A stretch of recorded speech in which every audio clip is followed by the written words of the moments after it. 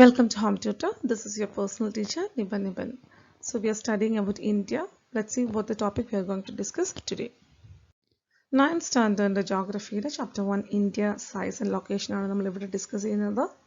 ഇന്ന് പാർട്ട് 3ൽ നമ്മുടെ topic India and the world. അപ്പോൾ ഈ ഒരു ഭൂമിയിൽ ഈ ഒരു വേൾഡിൽ ഇന്ത്യയുടെ സ്ഥാനം എവിടെയാണ് എന്താണെന്നൊക്കെയാണ് ഡിസ്കസ് ചെയ്യാൻ പോകുന്നത്.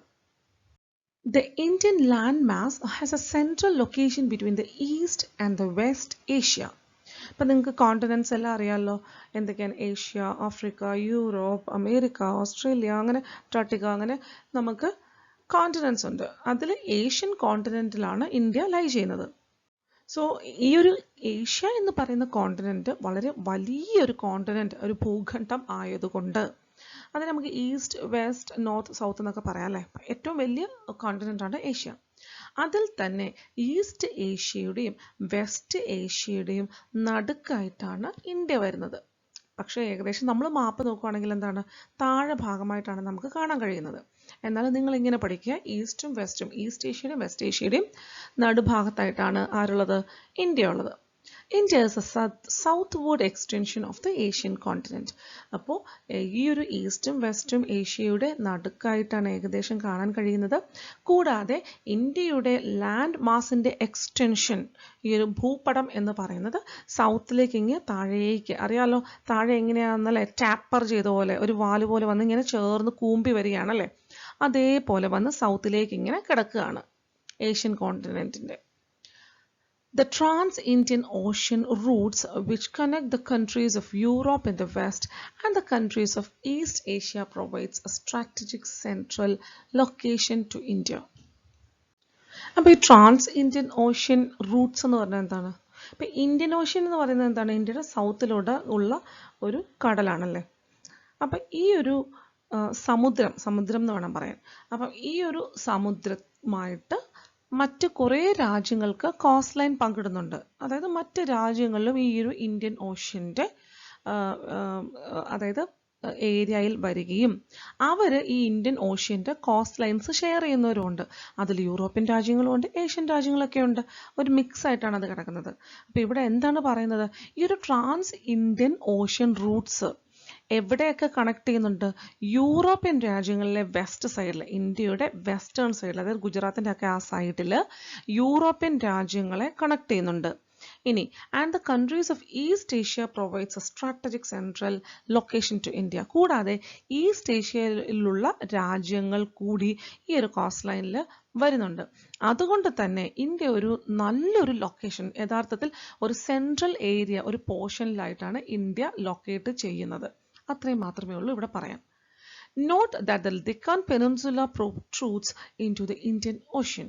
കൂടാതെ നമ്മുടെ ഇന്ത്യൻ പെനിൻസുല, ഞാൻ പറഞ്ഞായിരുന്നു മറ്റേ ടാപ്പർ ചെയ്തിരിക്കുന്ന പോലെ അല്ലേ, കൂമ്പിയിരിക്കുന്നത് പോലെ നമ്മുടെ സൗത്ത് പോർഷൻ വി ഷേപ്പിലല്ലേ ഇരിക്കുന്നത്. അപ്പോൾ ഒരു പെനിൻസുല എന്നാണ് നമ്മൾ അവനെ വിളിക്കുന്നത്. അപ്പോൾ അതെന്താണ് ചെയ്യുന്നത്? ഇന്ത്യൻ ഓഷ്യനിലേക്ക് ഇങ്ങനെ ഇറങ്ങി കിടക്കുന്ന രീതിയിലാണ് ആ ഒരു ഏരിയ ഉള്ളത്.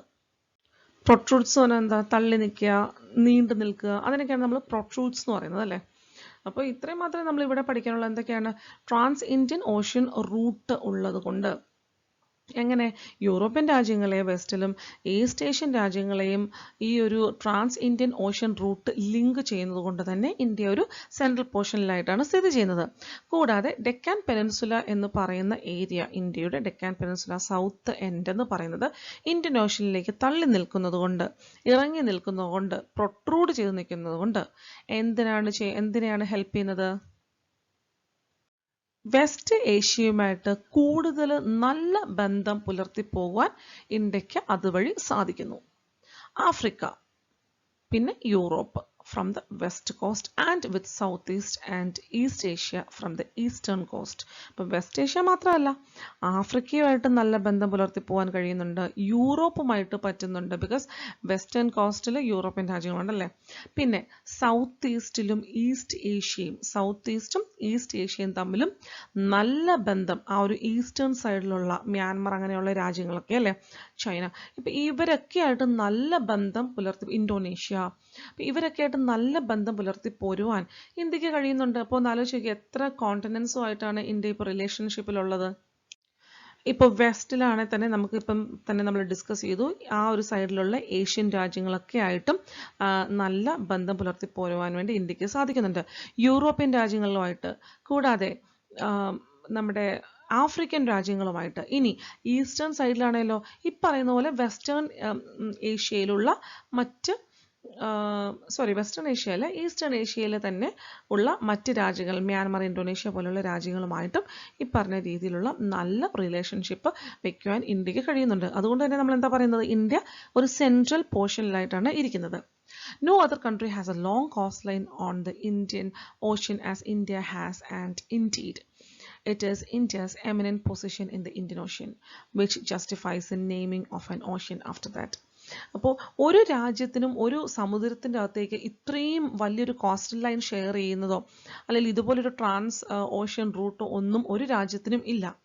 അതുകൊണ്ട് തന്നെ ഈ ഒരു ഇന്ത്യൻ ഓഷ്യനിലേക്ക് ഇത്രമാത്രം വാസ്റ്റ് കോസ്റ്റ് ലൈൻ ഉള്ളതും ഇത്രയും നല്ല രീതിയിൽ ആക്സസ് ചെയ്യാൻ കഴിയുന്നത് കൊണ്ട് മാത്രമാണ് ഇന്ത്യൻ ഓഷ്യന് ഇന്ത്യയുടെ പേര് ചേർത്ത് ഈ ഒരു സമുദ്രത്തിന് ഇന്ത്യൻ ഓഷ്യൻ എന്നുള്ള പേര് വരാൻ കൂടി കാരണം. India's contact with the world have continued through the ages, but her relationships through the land route are much older than her maritime contacts. അപ്പോൾ ഇന്ത്യക്ക് എങ്ങനത്തെ പാരമ്പര്യമാണുള്ളത്? വേൾഡുമായിട്ട് നൂറ്റാണ്ടുകളുടെ ഒരു മുമ്പ് തന്നെ, ആൻഷ്യൻ ടൈം മുതൽ തന്നെയും മറ്റ് കൺട്രീസുമായിട്ടുള്ള റിലേഷൻഷിപ്പുള്ള ഒരു രാജ്യമാണ് ഇന്ത്യ. പക്ഷെ ഇതൊക്കെ നടന്നിരിക്കുന്നത് കൂടുതലും ലാൻഡ് റൂട്ട് വഴിയാണ്. മാരിടൈം റൂട്ട് അല്ലെങ്കിൽ കോണ്ടാക്ട് എന്ന് പറയുന്നത് വളരെ പിന്നീട് കണ്ടുപിടിച്ച ഒരു മാർഗമാണ്. അതുമാത്രമല്ല അത് ഡിഫിക്കൽട്ടുമാണ്.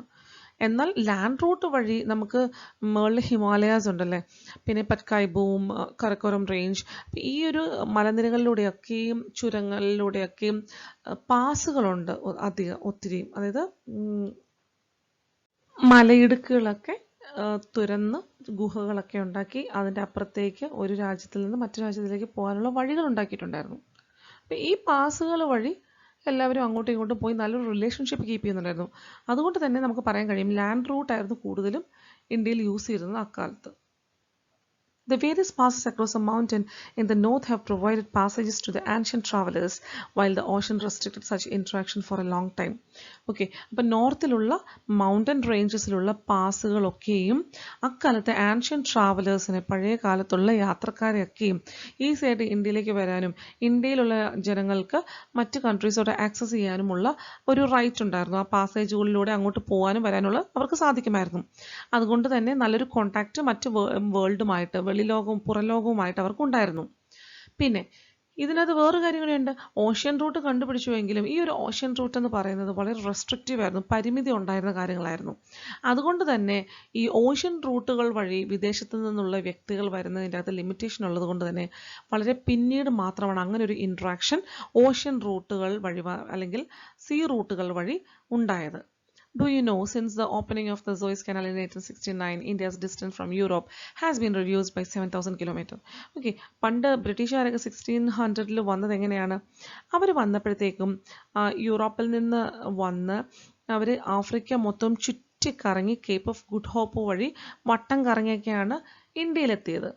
എന്നാൽ അത് കഴിഞ്ഞ് ഈ ഒരു ആഫ്രിക്കയിലുള്ള സൂയസ് കനാൽ പണിത് കഴിഞ്ഞപ്പോൾ 1869-ൽ പണിത് കഴിഞ്ഞപ്പോൾ പിന്നെ മെഡിറ്ററേനിയനെയും റെഡ് സീനെയും കണക്ട് ചെയ്യുകയാണ് ചെയ്തിരിക്കുന്നത്.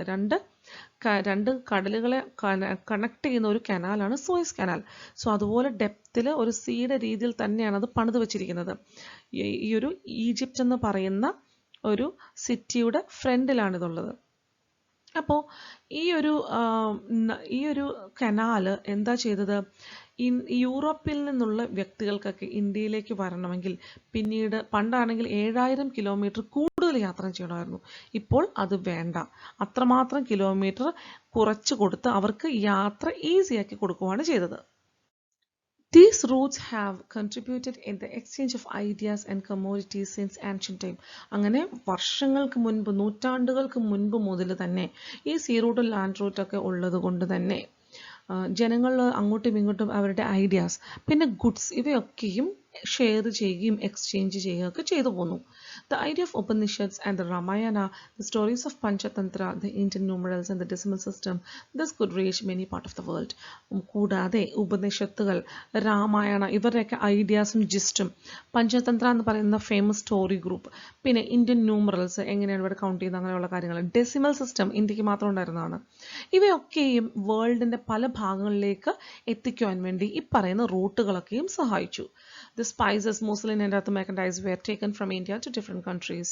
പിന്നെ സുഗന്ധദ്രവ്യങ്ങൾ അല്ലെ, സ്പൈസസ്, മുസ്ലിൻ എന്ന് പറഞ്ഞാൽ ഒരു തുണിയാണ്.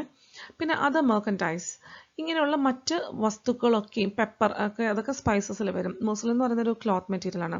അതർ മെർക്കൻറ്റൈസ്, മറ്റ് പല വസ്തുക്കളും, കശുവണ്ടി, അങ്ങനെയുള്ള എല്ലാ കാര്യങ്ങളും ഇന്ത്യയിൽ നിന്ന് കൊണ്ടുപോയി ലോകത്തിൻ്റെ വിവിധ ഭാഗങ്ങളിലേക്ക് എത്തിക്കപ്പെട്ടു. On the other hand, the influence of Greek sculpture and the architectural style of dome and minarets were from West Asia can be seen in different parts of our country. അപ്പോൾ ഇത് കൂടാതെ ഇനി ഈ ഒരു ഇൻഫ്ലുവൻസ് ഇന്ത്യയിലും ഉണ്ട്. ഈ വേൾഡുമായിട്ടുള്ള relationship കാരണം ഇന്ത്യയിലും അതിൻ്റെ ഇൻഫ്ലുവൻസ് ഉണ്ട്. അതിൻ്റെ ഒരു എക്സാമ്പിളാണ് ഇവിടെ പറഞ്ഞിരിക്കുന്നത്. ഗ്രീക്ക് സ്കൾപ്ചറിൻ്റെ ഇൻഫ്ലുവൻസ് ഇവിടെ വളരെ അധികം ഉണ്ടായിരുന്നു. അവരുടെ ആർക്കിടെക്ചേഴ്സിൻ്റെ സ്റ്റൈലും നമ്മൾ യൂസ് ചെയ്യുന്നുണ്ടായിരുന്നു. ഡോമുകൾ, ഈ കൂടാരം പോലെയുള്ള ഉണ്ടാക്കുകയല്ലേ, ഈ അമ്പലത്തിൻ്റെയൊക്കെ എന്താ പറയുക, താഴികക്കുടം, അതായത് ഈ അമ്പലത്തിൻ്റെയൊക്കെ ഫ്രണ്ടിലൊക്കെ ഇരിക്കുന്ന കാണാം, പള്ളികളുടെയൊക്കെ ഫ്രണ്ടിൽ നിന്നിട്ടൊരു ഒരു ഒരു ഒരു ഒരു ഷാർപ്പായിട്ടുള്ള ഒരു എഡ്ജും കാണും അതിന്. അതാണ് ഈ ഒരു ഡോം എന്ന് പറയുന്നത്. പിന്നെ മിനാററ്റ്സ് എന്ന് പറഞ്ഞാൽ നിങ്ങൾക്ക് അറിയാമല്ലോ, മുസ്ലിം പള്ളികളുടെയൊക്കെ മുകളിലൊക്കെ ഇരിക്കുന്ന കാണാമല്ലോ. മുസ്ലിം പള്ളിയുടെ ഗോപുരം എന്ന് വേണമെങ്കിൽ അതിനെ വിളിക്കാം. ഇവയൊക്കെയും എവിടെ നിന്നാണ്? ഗ്രീക്കിൽ നിന്നും, പിന്നെ ഈ ഡോമുകളുടെ സ്റ്റൈലൊക്കെ ഗ്രീക്കിൽ നിന്നും എടുത്തിരിക്കുന്നതാണ്. പിന്നെ മിനാററ്റ്സ് ഒക്കെ എവിടെ നിന്നാണ്? വെസ്റ്റ് ഏഷ്യയിൽ നിന്നുമൊക്കെ കടമെടുത്തിരിക്കുന്നതാണ് ഇന്ത്യയിൽ. അപ്പോൾ ഈ ഒരു ഇൻഫ്ലുവൻസ്, ഈ മറ്റ് രാജ്യങ്ങളിൽ നിന്നുള്ള ഇൻഫ്ലുവൻസ് ഇന്ത്യയിലും ഉണ്ടായിട്ടുണ്ട് പല രീതിയിലും. അതിൽ 2 എക്സാമ്പിളാണ് ഇവിടെ പറഞ്ഞിരിക്കുന്നത്. അപ്പോൾ ഇനി സ്കൾപ്ചേഴ്സ് ആൻഡ് ആർക്കിടെക്ചർ എന്ന് പറഞ്ഞു കഴിഞ്ഞാൽ എന്താണ്? സ്കൾപ്ചേഴ്സ് എന്ന് പറഞ്ഞു കഴിഞ്ഞാൽ ശില്പകല, കൊത്തുപണി, ഈ പ്രതിമ ഒക്കെ ഉണ്ടാക്കുക, ഓരോന്നൊക്കെ നിർമ്മിച്ചൊക്കെ എടുക്കുമല്ലോ, അച്ചൊക്കെ ഉണ്ടാക്കിയിട്ട് അതിനകത്ത് വാർത്തെടുക്കുന്ന പരിപാടിയൊക്കെ ഉണ്ടല്ലോ, അതിനെയാണ് നമ്മൾ സ്കൾപ്ചർ എന്ന് പറയുന്നത്. ഓരോ ഷേപ്പുകളൊക്കെ ഉണ്ടാക്കുക, മൃഗങ്ങളെയും മനുഷ്യരെയൊക്കെ ഷേപ്പ് ചെയ്തൊക്കെ എടുക്കുന്നതിനാണ്, ശില്പകലയാണ് സ്കൾപ്ചർ എന്ന് പറഞ്ഞു കഴിഞ്ഞാൽ. ആർക്കിടെക്ചർ എന്ന് പറഞ്ഞാൽ നിങ്ങൾക്ക് അറിയാമല്ലോ അല്ലേ, ഓരോ വീടുകളും ബിൽഡിങ്ങുകളൊക്കെ പണിയുന്ന വാസ്തുശില്പകല എന്ന് നമുക്ക് വേണമെങ്കിൽ പറയാം, പച്ച മലയാളത്തിൽ പറയുകയാണെങ്കിൽ. അപ്പോൾ ഇതൊക്കെയാണ് നമുക്ക് ഈ ഒരു ടോപ്പിക്കിൽ ഡിസ്കസ് ചെയ്ത് പോകുന്ന കാര്യങ്ങൾ. ഓക്കെ, അപ്പോൾ ഇന്ത്യ സൈസ് ലൊക്കേഷൻ എന്ന് പറയുന്നത് യഥാർത്ഥത്തിൽ ഒരു ചെറിയൊരു ചാപ്റ്ററാണ്. ഈ ഒരു ഇൻട്രസ്റ്റിംഗ് ആയിട്ടുള്ള കുറേ പോയിന്റ്സ് നമുക്കിവിടെ പഠിക്കാനുണ്ട് നമ്മുടെ ഒരു രാജ്യത്തിനെ കുറിച്ച്. എന്തായാലും ഇനി ഒരു സ്ലൈഡോടുകൂടി നമ്മുടെ ഈ ഒരു വീഡിയോ വൈൻഡപ്പ് ചെയ്യുകയാണ്. സോ ആ ഒരു ടോപ്പിക്, ആ ഒരു വീഡിയോ കൂടെ നിങ്ങൾ കാണുക, ലൈക്ക് ചെയ്യുക, ഷെയർ ചെയ്യുക, സബ്സ്ക്രൈബ് ചെയ്യുക. Thank you very much. By.